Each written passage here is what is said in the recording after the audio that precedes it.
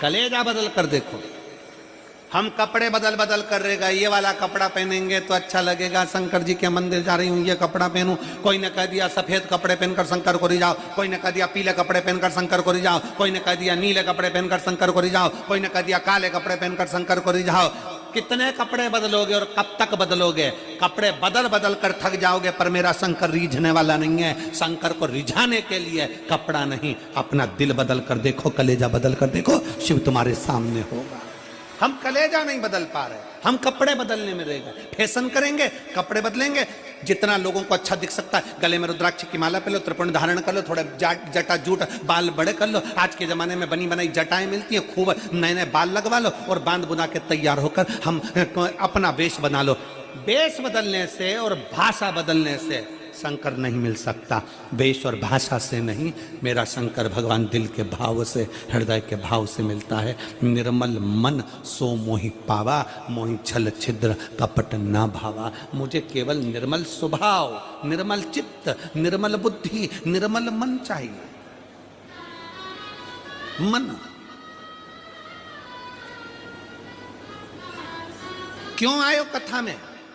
कोई तुमसे पूछे कि ये कथा का छठा दिन और सातवां दिन तुम इतनी संख्या में क्यों पहुंचते हो, कारण क्या है? उसका एक कारण है, जब कथा विराम होती है, कथा का विराम दिवस आता है, जैसे घर के मेहमान जाते जाते हमारे घर के बच्चों को 500, 100, 50 रुपए देकर जाते हैं, टॉफी देकर जाते हैं, उसी तरह कथा का समापन वाला दिन जब जैसे ही आरती होती है और आरती में कर्पूर गौरम होता है, वैसे ही मेरा भोले बाबा भी कर्पूर गौरम कर्णावतारम लुटाना प्रारंभ कर देता है।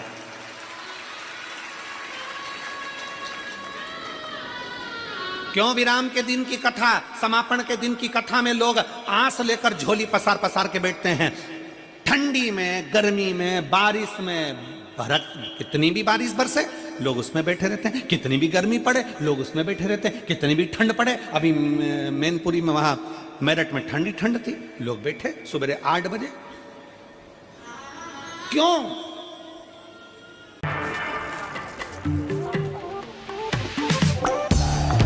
ये भरोसा। कथा समापन का दिन लोग विराम तक, जब बाबा की आरती होती है तब तक बैठते हैं। बाबा की आरती का इंतजार कर कर बाबा से झोली पसार कर प्रणाम कर कर कहते हैं, बाबा खाली मत भेजना, बहुत आस लेकर आया हूँ, बहुत विश्वास के साथ आई हूँ, बहुत तकलीफ में चल रही हूँ। बाबा 2024 का विराम होने जा रहा है, अब ये संघर्ष सहन नहीं हो पाता है। बाबा 2025 आए ना तो मेरे चेहरे पर इतनी खुशियां देना बाबा कि मेरी जिंदगी के सारे गम भूल जाऊं और खुशियों में आगे बढ़ जाऊं, बढ़ जाऊं।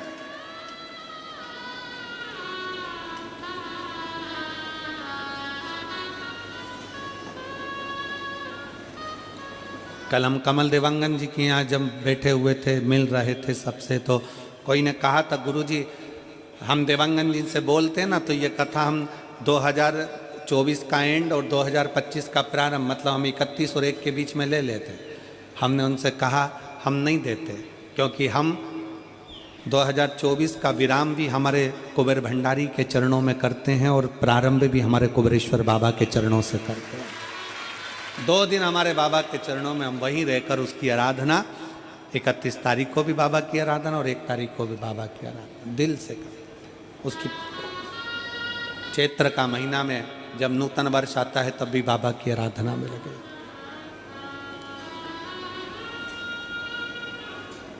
उसकी चौखट से शुरू। एक पत्र है,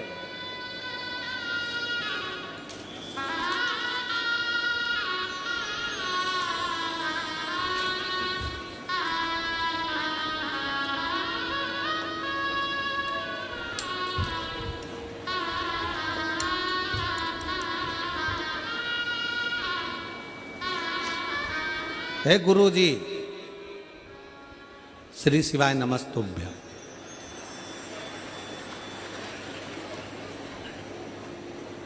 पढ़ा रही हो कि डरा रही हो? श्रीमती आरती आदित्य, पति श्री अशोक कुमार आदित्य, गांव ओड़ेकेरा, जेजेपुर, जिला सक्ती, छत्तीसगढ़ की निवासी हूँ। कहीं बैठी हों तो हाथ हिला सकती हैं। अगर कहीं बैठी हों तो हाथ हिला सकती हैं। श्रीमती आरती आदित्य, पति श्री अशोक कुमार आदित्य, गांव ओड़ेकेरा, जेजेपुर, जिला सक्ती, छत्तीसगढ़ की निवासी हूँ। घर की आर्थिक स्थिति से मैं बहुत परेशान थी। मैंने पशुपतिनाथ का व्रत किया, 3 पशुपति व्रत किए, कुबेरेश्वर धाम पहुंच गई, क्योंकि मुझे लोग कह रहे थे कि तुम्हारी उम्र ज़्यादा हो गई है और तुम केवल 12वीं पढ़ी हो। कहाँ बैठी है? हाथ हिलाओ बेटा, आ जाओ, आ जाओ, बेलपत्र ले जाना, आ जाओ। तुम केवल 12वीं पढ़ी हो और 41 साल की उम्र हो गई। कितने साल की? 41 साल की उम्र हो गई और 12वीं पढ़ी हो, तुम्हारी सरकारी नौकरी नहीं लग सकती। मैंने भी ठान लिया था कि सियोर वाला महाराज कहता है पंडाल में बैठकर मांगो तो मिलता जरूर है। और कुबेरेश्वर धाम जाओ, वहां से कोई खाली नहीं जाता। मैं भी कुबेरेश्वर धाम पहुंच गई और कुबेरेश्वर धाम पर जाकर मैंने बाबा से विनती करी, कंकर शंकर की पूजन करी। बाबा से कहा, बाबा भले मैं 41 साल की हो गई, 12वीं पढ़ी हूं, तो क्या मैं सरकारी नौकरी नहीं कर सकती? और तू है तो सब कुछ हो सकता है। थोड़ी मेहनत हाथ की, बाकी कृपा भोले नाथ की। और बाबा शायद दुनिया की पहली मैं कोई होंगी जिस 41 वर्ष की उम्र में सरकारी औषधालय में पीटीएस के पद पर नियुक्त हो गई। मैं बाबा को प्रणाम करती हूँ, मैं बाबा को नमन करती हूँ। ये शिव है। देवता का काम है भाग्य लिखना और मेरे महादेव का काम है भाग्य को पलट देना। देवता का काम है भाग्य लिखना, वो लिखेगा, विधाता भाग्य लिखेगा, देवता भाग्य लिखेंगे, पर उसको पलटने की सारी क्रमता वो शिव की है।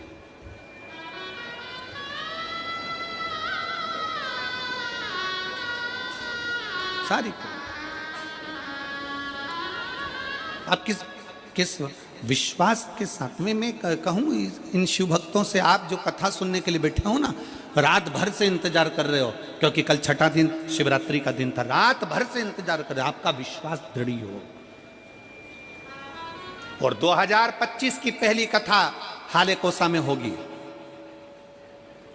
छत्तीसगढ़ की इस भूमि पर। 4 तारीख से 10 तारीख तक कथा चलेगी जनवरी की, फिर 16 तारीख से कथा 16 जनवरी से 22 जनवरी तक सूरत गुजरात में होगी। सूरत गुजरात। जो हाले कोसा की कथा है वो पहले दिन की कथा 1 बजे से 4 बजे तक है, बाकी के पूरी कथा का समय 2 बजे से 5 बजे तक है। हाले कोसा में जो कथा है छत्तीसगढ़ में, दिल से सुनो और यहां से कहकर जाना, कथा 24 में सुन रही हूं, 25 में पत्र पहुंचना चाहिए, आपका पत्र वहां पहुंचना चाहिए, ये बाबा से कहकर जाना।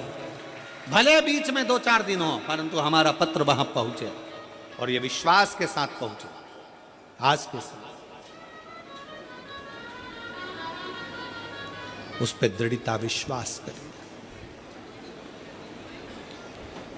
कोई कहे कि हम देवी की आराधना करते हैं, हम हो सकता है समय पर मंदिर ना जा सके, ज्योति तो जलाती होगी।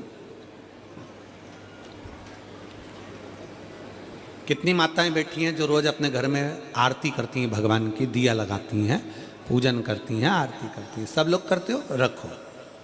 अब तुम अगर ज्योति जलाते हो, दिया जलाते हो, तो वो भी तो ज्योतिर्लिंग का ही स्वरूप है, वही भी तो ज्योति है।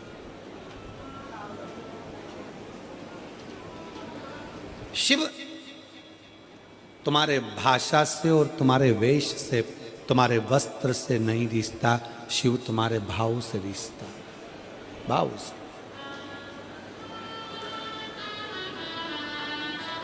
और फिर निवेदन है आप सबसे, चेहरा